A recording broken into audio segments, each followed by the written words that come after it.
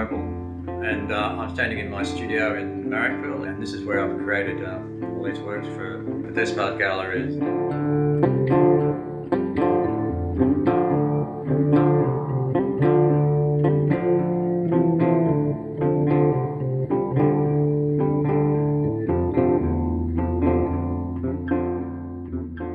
Strange things happen, don't they? I mean, who would have thought? I mean, we'd never expected COVID-19, and now, you know, who knows the uncertain fate as this and everything else around Australia and the rest of the world. Anything is uncertain, but we're in for a rough ride, and you know, I hope that this art can bring people some interest to look at. It's certainly not, you know, easy work, many of it, but in many ways echoes the current situation. We're on a war footing, and I think this is a very first occasion for many Australians, certainly is for me.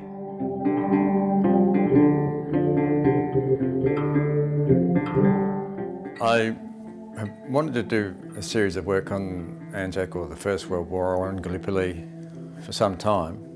I mean, it's been common among artists in Australia and New Zealand, certainly. But I just felt the Anzac story, or, you know, the myth of the Anzac had been politicised and needed a relook or rethink from an artist's point of view. So when I started researching, I was dismayed to think that very few contemporary artists had really taken on and looked at an alternative view or alternative graphic look at the work. So I went down to the Australian War Memorial and you know, started doing some research on General Monash, who many of you know was instrumental in the First World War.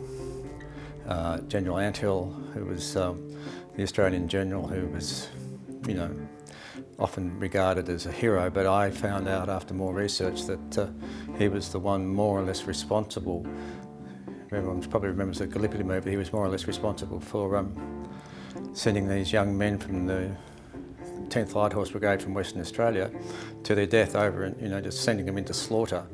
So I just felt, hang on, the Anzac myth is this, you know, this is what Australia's built on. And, you know, I'm an artist that sort of doesn't sort of pull any punches or shy away, and I think that's what art should do. So I wanted to look a bit deeper, and that's what I have done with this work. Towards the end of the series, I felt like it just needed a balance, you know. Obviously talking about war is very bleak and this sort of thing. So I wanted to balance the show with some hope. And I felt like, well, birds can do that. You know, they're wonderful, you know, they freedom and they colour and light and, you know, beauty.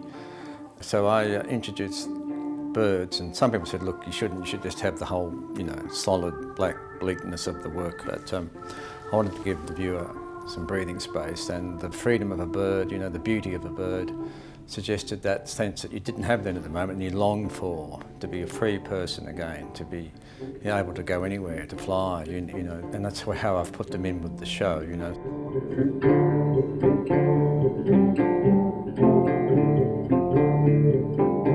So you can make up your own alternative viewpoints. That's really what art should do. I mean, I'm not throwing it down your throat to say this is exactly what it is, but war is just, you know, just tears everyone apart.